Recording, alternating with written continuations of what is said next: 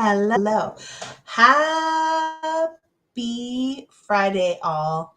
I have a very special guest. So, hello, campers. I know we normally, please feel free to say hello and where you're joining from and all the important things that we always do, because I always will go back and say hello. But I have a very, very, very special guest that I want to bring on. I know many people have been asking about, and their hearts are just with Maui right now. And some people may or may not know my story, but where we live here in both Stockton, California, we've had some major fires through the years, some extremely devastating ones. And then my hometown, Redding, and then Paradise both happened. And my cousins and my aunts and uncles, all of them lost their homes. So I have like a special place and understanding because I've walked through this from the beginning and the unexpected all the way through a year to 2 to 3 years later. So I have my friend Amber, and so I'm going to bring her on. So we have Pastor Aloha. Amber on, and her husband are pastors of the Awakening Church of Maui. Um, and Amber, I'm just gonna, me, like we're gonna try to make it a little more official, but I felt like I have known Amber and her husband Stefan. It's actually funny how I met them. Just randomly, I was at Hebrews Coffee and I saw them. I felt a nudge to go over and talk to them and release an encouraging word. And Amber and I became fast friends. And they've also worked with me kind of on a level of as clients and just help and support with everything.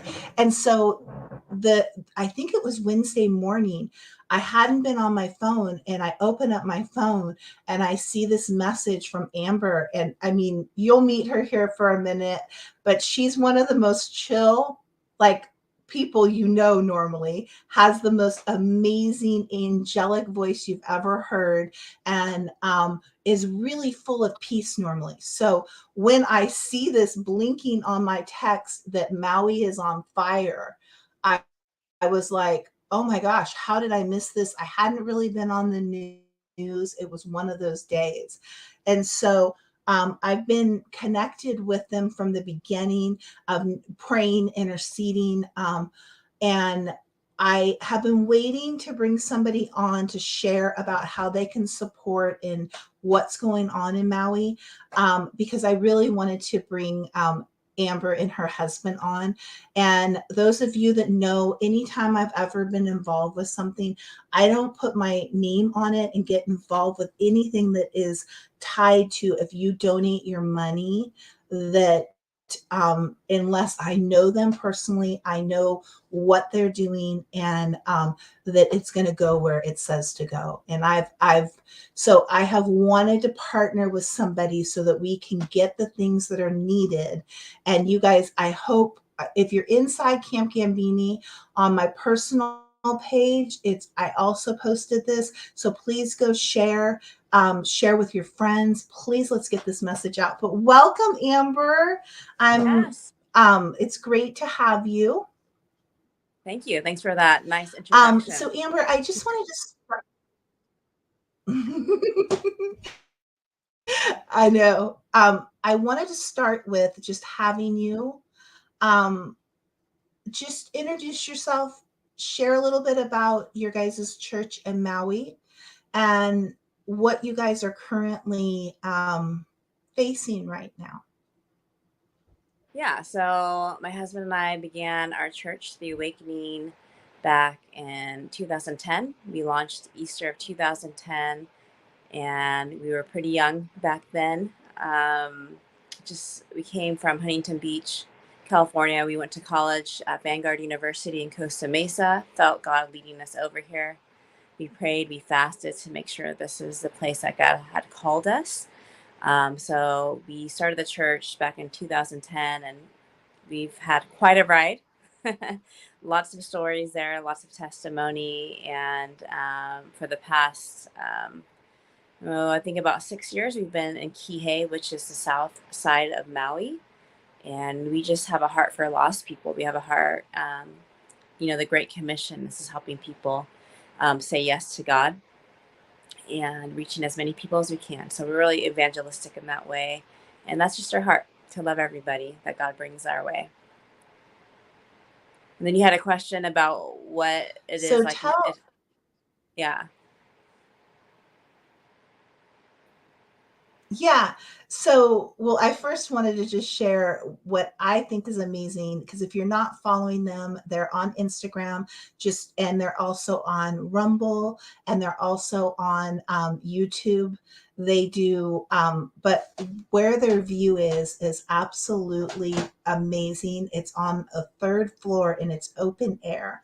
So as they're worshiping behind, you get to look out at the actual beautiful Hawaii. So why don't you walk us through whatever you feel led is important, Amber, you want to share about what is currently going on, what you guys have been doing. I know that you had a news station come on, actually came to the service. So maybe let's start Hmm. with that and then kind of share what you guys are all, your church is partnering with the community and all that you're doing right now to help the people of Maui that have been affected and are survivors of this. Yeah. So that's a lot right there. So as far as the news, we had on Saturday night, I got a call from Fox. Excuse me, not Fox, NBC News, Los Angeles, and they said they wanted to come to church and get a feel for how we're all doing. And so they came Sunday morning, and it was really neat to see them stay throughout the whole service and get blessed by it, whether or not they're believers or not. It was really neat to have them there. They were very respectful. And my husband was able to share just some hope regarding this tragedy and in pain and suffering. And he talked about just real shortly how trials and bad times fall on the good and bad alike. The difference is when we have God, we have a hope, and what we do with those troubles. So that was really neat. That was unexpected. So that was kind of fun. Um, but yeah, no one had expected that this would happen. I didn't even think the winds were going to be that crazy because the hurricane is supposed to pass south of us. And all of a sudden, all of Maui is on fire. We had Lahaina, we had upcountry, we had where I live, which is Kihei. So pretty much almost every area was on fire. And I think someone said there was like 7 different fires that happened that they were trying to put out. So if it was one fire, that's one thing where it'd probably be more, possible to put out somewhat quickly. But if you think about that many fires to try to get all that put out by different firehouses, it's a little daunting. So, and we're all finding out about this too on social media here on Maui, and just seeing some photos from earlier in the day. Just looked really windy. I mean, roofs were flying off, and that sort of thing. Where I was living, it wasn't so bad yet, but we did have our window broken by a palm branch that flew. It was just they're just like huge gusts, and it broke all the glass in the kitchen. I mean, that was the extent for us. And but Lahaina was just getting pounded and pounded, and Kula upcountry, they really got hurt as well. Not to the extent of Lahaina, but it was bad. And I everyone that I know survived. My uncle and my cousins, they did lose their homes in Lahaina. Thankfully, they got out in time due to some quick thinking, but it took them about 5 hours to get out with the bumper to bumper, the traffic jam. Lahaina actually had a fire earlier that morning. I think it was like around between 6 and 7 a.m. And they had put it out, but it wasn't fully contained. And so what I had heard is that they left the area, which you're not supposed to do. If there was a fire, you're supposed to make sure that, there's no flare ups and that sort of thing.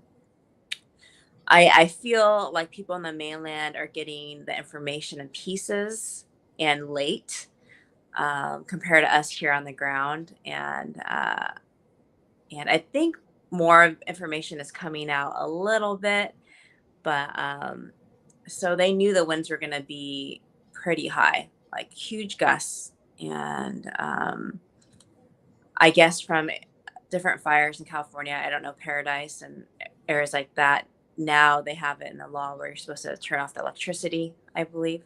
So that didn't happen. The electric company left the power on with roofs flying off and power poles being blown over, and it was a big mess. And also the fire hydrants had no water in them, and so all these things are coming out. It's insane. My cousin I spoke to, when we spoke to on the phone, excuse me, um, she was giving me everything and all the details, and she was saying that no one, no one was sounding any sort of alarm as far as um, the police or whoever. No one told them what was going on. They just had to like go off of instinct. And there's this kind of bypass. It's not a huge highway, but it's just a bypass that goes kind of up the mountain, and then there's another way to go like alongside the coast. But people were like pushing them back down towards where Lahaina is, and there's just no organization, obviously. But another thing that had happened was that we have here in Hawaii, we have tsunami alarms, that they have in case there's a tsunami. So they're just like, they test them once a month, and those were not sounded at all to let people know that that it was an emergency. And so we had a county official just resign who was in charge of emergencies, um, saying that he didn't regret sounding the alarm. And and those alarms can be used for anything, though. They can be used for fires or whatever. And so people are kind of they're obviously upset about that because more lives may have been able to be saved. If you think about Lahaina, Front Street, we have a lot of restaurants and businesses, and people are indoors. They're not really knowing what's going on outside. So if we got a text, we didn't get a text saying this is what's going on, take cover. If it's going to be windy, a lot of unfortunately, a lot of people who are victims are kids, because they closed the schools down that day because it was too windy. And so many of the kids stayed home while the parents worked. So we don't have all the information now, but most likely, most of the victims are going to be children, which is super sad. And another thing that is not talked about is the death count is going to be closer to 500 to 1,000. Um, and I think they've searched about 50% of the area for remains. We have about 1,000 people who are missing, who aren't accounted for. So just to kind of give you perspective.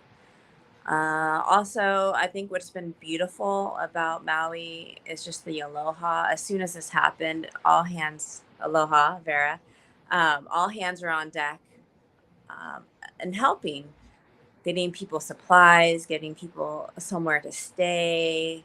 And so it was really neat to see Maui coming together. What was difficult is we were being prevented from going into Lahaina. So what had happened, some people got out of Lahaina and they're in shelters. And then there are some people who are stranded over there, even right now, who have no gas, have no transportation, and they don't have internet, they don't have electricity. Some of that stuff is starting to trickle, and like they just set up some towers to get like spotty reception. But anyways, they were saying that electricity, the grid, is going to take several years to get that back to where it was. But so we have some people over here, and then we have in shelters, and then we have some people in Lahaina who are stuck. And so we weren't allowed to get into Lahaina. So it's not really easy. And you think about an island, there's really one way in, one way out. There's another way that's very kind of treacherous. It's behind the mountains, and you can go that way, but it's a little more windy and there's cliffs. But so people are being turned away with supplies. Like, we're talking about basic supplies just to live. Toilet paper, food, obviously, um, tent, sleeping bags, requests for Probably propane, tents. yeah, all that. So, but being turned away, my husband, Stefan, was able to sneak past and get through with his friend in a truck, and they were able to deliver things. Then we were able to get on it's God's favor, because a lot of people want to help but are not able to do some of, you know, um, I'd say kind of cool way of helping is we have a friend who has a snorkel business, and so they have a boat, and so we were able to load the boat with supplies. People just showed up with supplies, and my husband was able to go a couple times via boat, and it's just beautiful to watch the aloha. So in that manner, it's been really cool, but frustrating because people want to help and we can't help. We have family on the other side, but we can't help. They're not allowing us to. Last I had heard, they opened up the highway temporarily, I think for a few hours for traffic to come through.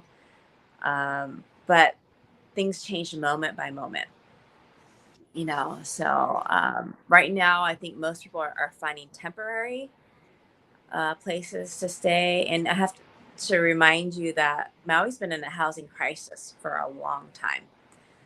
So we really have no place to permanently house these people.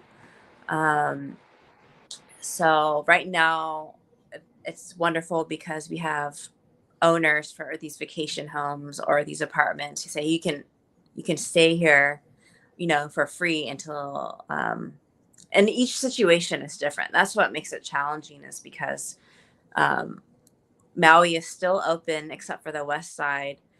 And so we still have to be able to accommodate people who are visiting. So if these are a lot of Airbnbs and such, you have to consider that these families who are staying there, they have to move every couple weeks.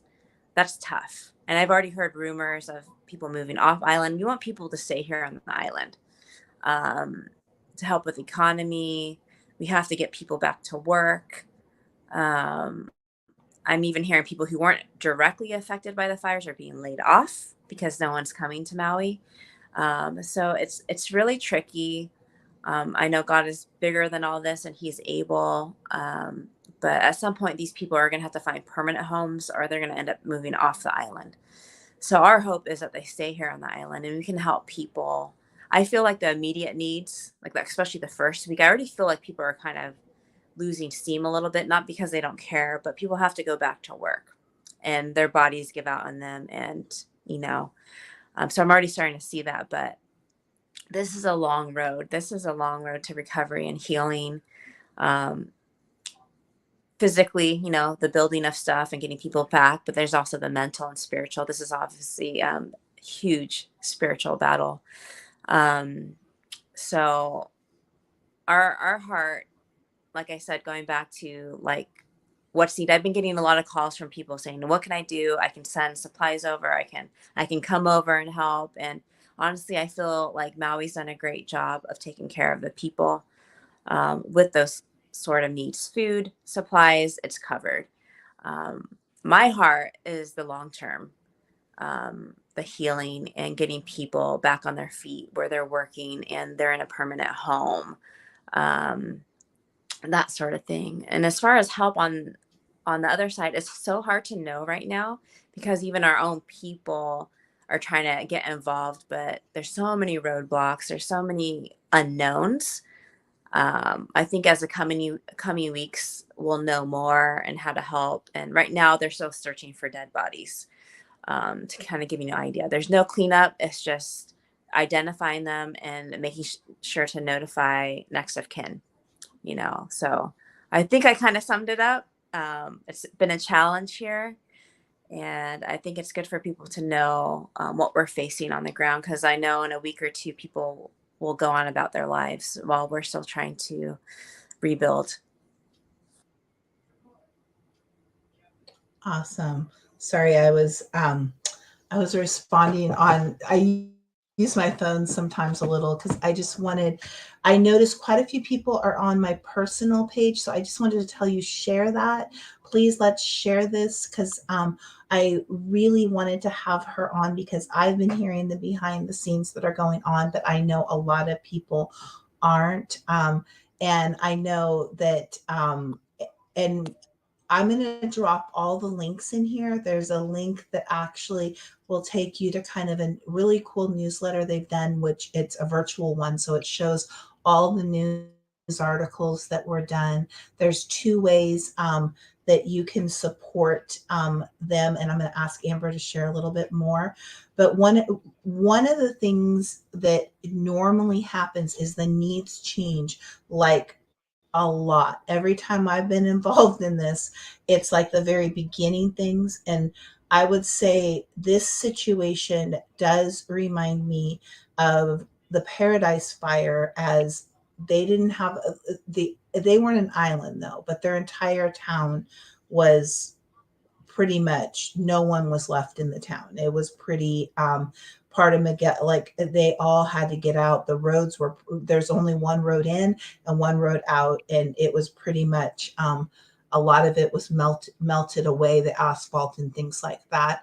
And so not everybody could stay in the nearest town, which was Chico. So there were people in Redding, where I grew up, and my cousins all ended up there, and a lot of people, and they were kind of left out. And so I know it just is, there's so much at once that happens. And so a lot of people aren't understanding, even when they see the boats, why people are but that's what they're doing. It's amazing. There's a really cool footage the newscaster did where they're in a long line literally loading all of this stuff onto the boat.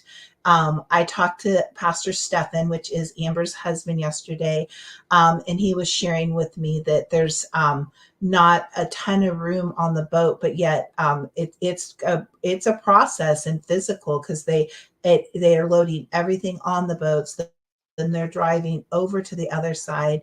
And I don't want to get into a lot of the you can do your own research and hear a lot of stuff. It's all on social media right now, but it's challenging for them to get the supplies in, and had been. And so the people on the other side of the island are all banding together, and boats is a way that they can do that and come through and bring things over. So when I talked to Stefan, though, I know the next steps that he mentioned were that you guys were going to be working with World Compassion. Yeah. I don't know too much about You his want to share a little conversations. bit about that? I don't know too much about what my What? husband, I don't know too much about his conversations with them. I know they've supported this effort financially. I'm not sure what else is involved with that, but yeah. Okay. Yeah, I know they're going to be coming out and working alongside of you guys. But the biggest part that and he said the same thing that you just shared about the housing crisis. And Mm-hmm. so one of the things is people instinctively want to get on the airplane and jump over there and come. But I wanted you to share a little bit about the funds that you guys have set up, what you're going to be doing with that fund, and just share a little bit behind it. I know what Stefan shared with me, but I figured you probably can share your thoughts around that, and how in the future there probably is going to be need. But for right now, um, having a lot of people fly over there and raise money, you guys probably can get that money to use a lot faster, is what Pastor Stefan was saying to me. Yeah, But I'd love for you totally. to share in a little more detail. Yeah. So first of all, thank you for all those who have um, reached out and shown concern to make sure we're all okay. And we have been um, reached from a lot of people who are ready to fly over here, ready, and it's beautiful. It's beautiful what comes out of disaster. And But again, things are, like she said, things are constantly changing. We don't know one day to the next, and we're still very much in the early stages. It is beautiful. And We feel, I think those people who want to help, again, some people want to send supplies. I think that's taken care of. Like at this point, that's not a huge need. People are getting what they need as far as those daily necessities. And like instead of spending money to come on a plane, that money can be given directly to the family, and their needs getting back on their feet. I mean, because I mean, a plane ticket could easily be $1,000. Hey, that can really help a family. So yeah, so we started a relief fund. We're a nonprofit, so everything's tax deductible, and our heart is to help people, families directly here on Maui, and to help them actually stay here on Maui too is, I think, an important thing. And we have a board. There's about five people on the board, I believe, and we'll be praying through exactly how to help these families. I believe I'm just, it keeps on coming to me the last couple of days, are the whole loaves, the fish and loaves of bread, that God can do a lot with just a little bit someone seeding into. And that's what I'm believing for, that $10 is like $100, and can really bless a family. I would love to see people to get into permanent homes if they're having trouble paying their security deposit plus 1 month's rent. Like we could be a help for them in that way. um, but yeah, so we're not in a rush to whatever comes in, just go ahead and put it towards the things that are just gonna kind of eat it up real quick. We want to really be able to get people back on their feet. Um, so that's something that's practical. Um, of course, down the people are going to need healing mentally and spiritually, and God's called us here, and we're excited for what's going to come out of this. I believe revival and a spiritual awakening is going to come from this. Um, but Yeah, so right now I think the funding is huge, and we're going to update people. If you're not already following us, follow us on Instagram. It's the Awakening Church Maui on Instagram. That's where we're going to update things the most. You can also get put on our newsletter. That's going to come out probably later than our Instagram. But if you're someone who gives, we want to give you updates of how we spent the money, what families it went to. So it's going to be very detailed on where this money is going to.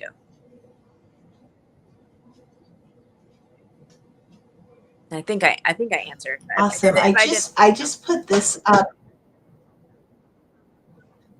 You did really good, and I know that's really, Amber and I have talked via, but I had like a phone conversation with Stefan, and I knew you guys were on the same page, but that every dollar right now can go into these families, and so I have the link. I'm going to post this link in every place I have posted this.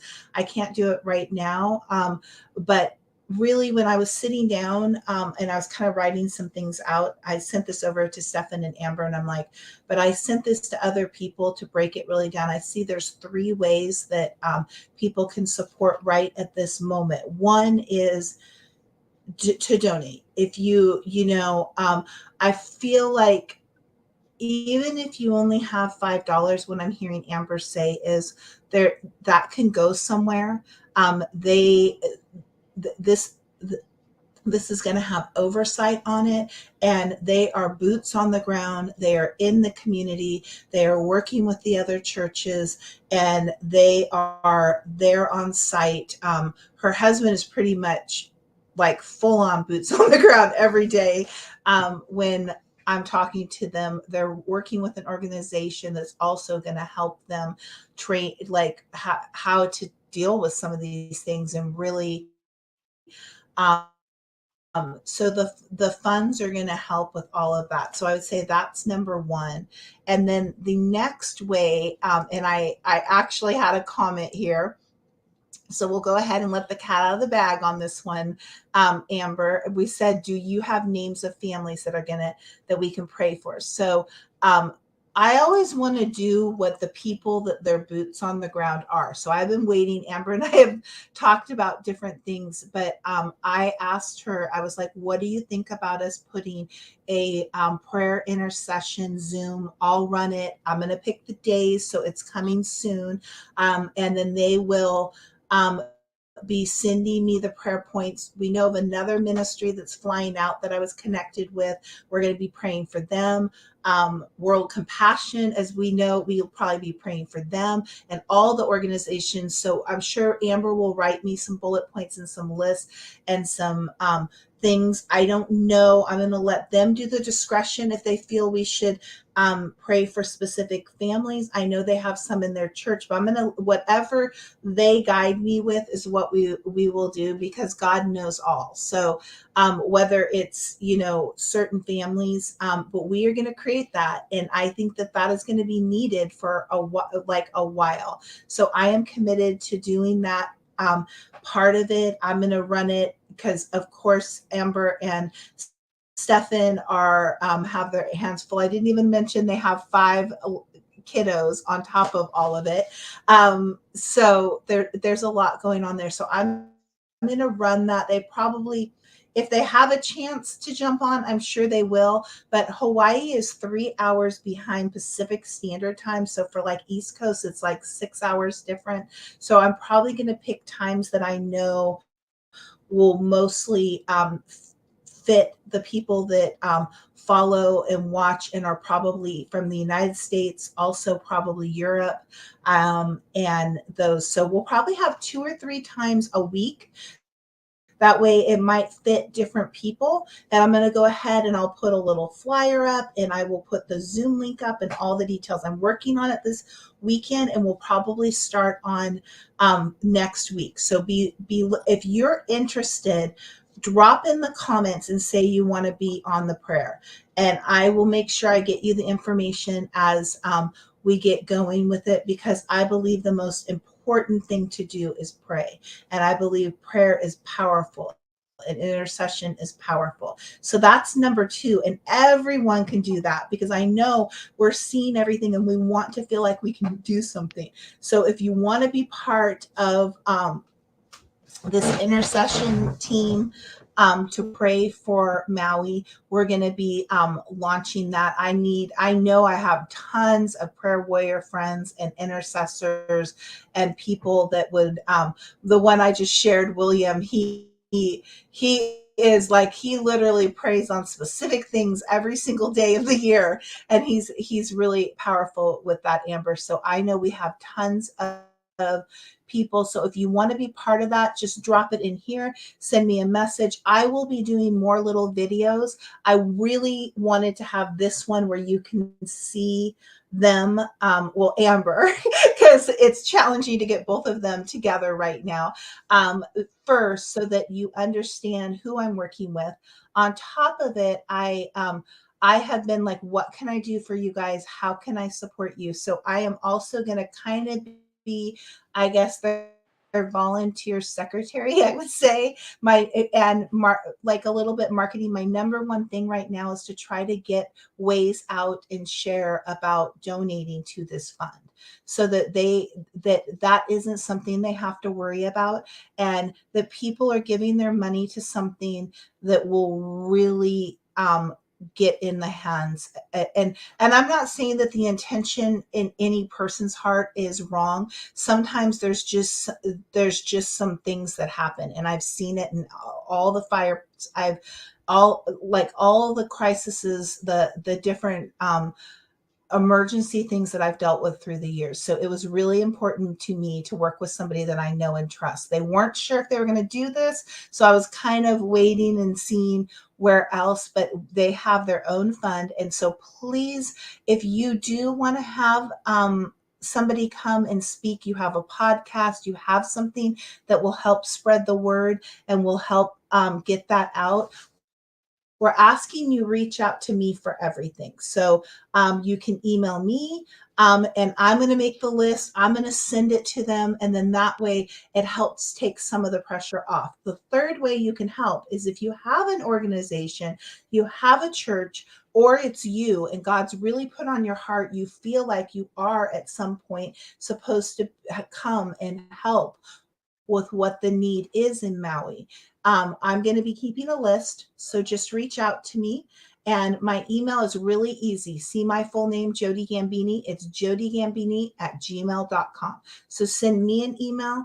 I'm going to be keeping track of that. So that's the third way. So if it is on your heart, we don't want to diminish the help, because I believe there is going to be times where teams are going to be helpful and things are going to be needed, and possibly as people are back to work, like Amber said, and things are back, that it is going to be needed. So we're going to start to keep a list, so that so if you have an organization or a church, or maybe you that you support that already does a lot, like they have money and funds like set aside and they're ready to go, let me know. I'm going to take you. I'd like your organization number, or your organization, your email, your phone number, or personally. And as soon as we have information, we will be sending it out. I'm also going to drop in here, but if you reach out to me, I'll make sure that you get the newsletter. I subscribed. Amber thought I was on it. I wasn't. So I just subscribed. It's a great way that they're communicating. She wrote such detail on it, and I know they're going to continue detail. So my heart was, I wanted to really give people a way to do something. So number one, give. Number two, join us in intercession prayer. And then number three, if you really do have on your heart that you would like to be available when needed, please reach out to me, send me an email, and I'm going to have a whole spreadsheet with everybody's information. Did I cover it all, Amber? That sounds good. Yeah. That's it. I like to Thank give you guys people so much. like bullet points specific. You're doing a good job. So yeah. And let's see here. What did I got a couple. And if you guys have questions, Suzanne says, put me down. Yeah, so she understands. So Suzanne and her family were really close to the Paradise Fires. Matter of Okay. fact, her son is an artist from LA, and he did incredible paintings and turned artwork into things in Paradise that had been burnt down and everything. And it was like a mission project that he did. Yeah, so some of the people that are on definitely are in California, and I think Brooke is on or was on, and she's in Southern California. So we Californians, we are well, we know this. This is unfortunately a thing of life for us, and really hard. So I think that's probably why. Not that anybody else, but Californians, if you've been part of any of it, we understand the devastation. We understand the needs that you wouldn't even think are needed. I can remember when I was getting propane tanks, and we were collecting them, that along with barbecues with propane tanks, because that way they could actually camp and they could actually cook their food. Because in some of the fires that we were connected with, a lot of people were camping at first, because sometimes it happens in communities that don't have the hotels, don't have all of that. So Also, make sure that you guys are tuning in, because I will just tell you, I already watched. I believe she has it on Rumble, and so it's all the same thing. It's all I believe it's the same as what I put on here. This is their website, theawakening.org. So you can go there and you'll find the newsletter to sign up for. I already checked it all out, Amber, because I wanted to make sure if I directed them. But just go to www.theawakening.org. You can get signed up on the newsletter. There's a button right there if you want to donate. And you can also see all the news articles. You can see all the ways, but I would encourage you to go on Rumble, because the last message and worship, Amber leads the worship there, and Stefan, and I think you had another guest on that time, but it was just a really powerful service, and it encouraged me as well. So follow them, but we're going to be putting together a time to pray, because I think that's the most effective thing we can do. Donate and join the intercession team. Is there anything else you wanted to share, Amber? No, that's it. We hit it. Thank you guys so much for your love and your prayers. Thank you, Jody. Yeah, yeah. A lot of people are sharing in here, and guys, continue to comment. Um, that will help. I'm not going to say a whole lot. I'm sure you can read between the lines, but at times I do a lot of prayer and content publicly. So sometimes it takes a lot of comments and a lot of shares to get things that I post seen. So I greatly appreciate if you will share it to your friends. And we will be bringing you more updates. And I just wanted to kind of and it's funny because we call it Campfire Friday, and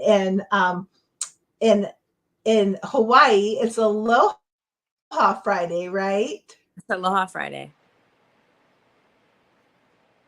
Yeah. So we joined the two. Um, Amber, yeah, so many are saying bless you, prayers to you. And if you do have a podcast, you have something that you're like, hey, we would love to have them on. I'm going to work on this to make a couple of, like, make it where it could be shareable if you wanted to share it somewhere. But also, if you want to have them on, just contact me. I'm kind of their booker right now. They're to help them. So just don't hesitate. I will get all the information, and it might take a few minutes, but we will definitely get to it. And if you want them, if you want to share about this story and you want these things, we'll figure out a way to make it happen, because we want people to know how that they can support. And right now, I didn't even know that, and you're not hearing it that much on the news, because some things are getting a little confused. That's what me and Stefan's conversation was really great to have, because he said a lot of people, the money that they would be spending to come over there, that could go a long way right now to help get these families back into a place, help get them stabilized. Because like Amber was saying, probably for the next couple of months, it's going to look like that. They may have to stay in one Airbnb and then go to another Airbnb. These people are going to have to get a lot of things like all things replaced. But when you only have a tent to stay in at this moment, you don't need it. In 2 months or 3 months, when hopefully there will be more permanent places, then they're going to need those things. Some of my friends that went through it, Amber, they said like something that helped them tremendously was people going online and shopping for them, because it was so emotional.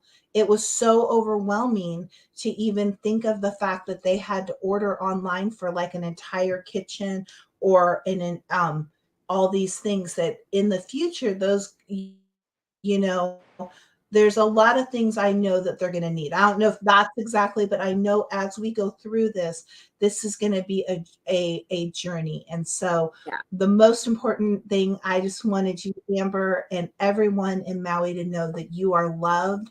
You guys are all in our prayers. We have big, massive love for you guys and the Camp Gambini community and all that I know and all the friends I have. We want to rally around and do everything we can for you. Thank you so much. Yes. So, oh, here's my friend Tara. She said mahalo. Yes. So, continue sharing this, guys. And matter of fact, Tara helped me with some of the things when we did a whole kind of Christmas thing because you don't really think about it, but they didn't have wrapping paper or anything, right? They had nothing to even gift each other. No Christmas trees, no nothing. So I know that there's going to be things that will be able to be done in the future. I think I might have lost Amber here. Okay, I'm going to go ahead and bring her. Oh, did we get you back? Yeah, I'm actually have another meeting to catch, if that's all right. Okay, we went really over. Okay, bless you, you guys. Yeah. I will drop all the additional information. Reach out to me, and we will get this all going. And I've already put the donation button in there, so that's really quick. You can go on there, or you can just go again on their website. I have it right here again. So I'm going to let you go, Amber. Love you, girl, and we will talk soon.